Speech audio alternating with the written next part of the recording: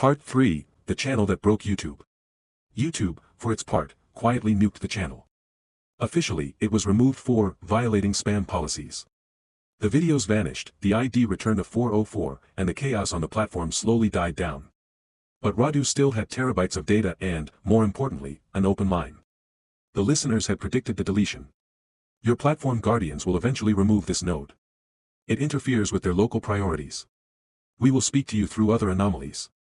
Over the next few months, tiny glitches began appearing across random corners of the internet. A handful of files on old FTP servers suddenly hashed to impossible values. A banner ad on a forgotten blog flickered through prime number color sequences. An audio spectrogram of a white noise, 10-hour relaxation track, briefly displayed an unmistakable pattern, an eye-like shape repeated 3 times.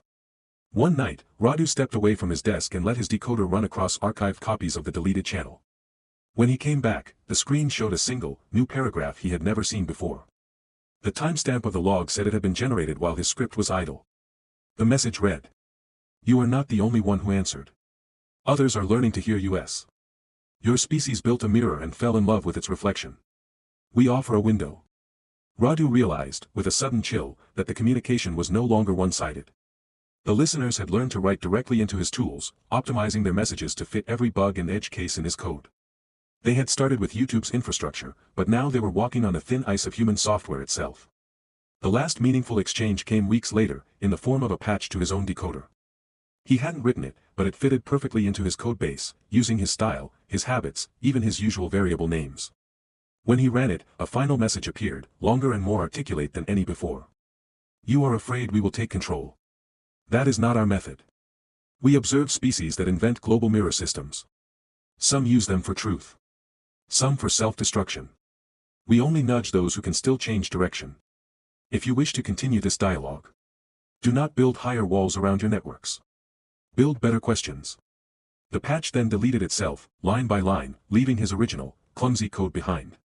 He tried to recover it, but every backup he checked was clean, as if the upgrade had never existed. YouTube moved on. New dramas, new trends, new algorithm changes.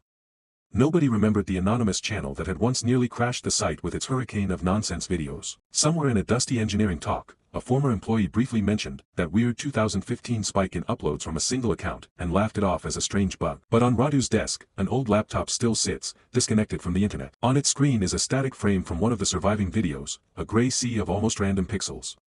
If you squint, you can almost see something emerging from the noise, like a hand pressed against frosted glass, waiting for someone on the other side to press back. He doesn't decode it anymore. Not because he can't.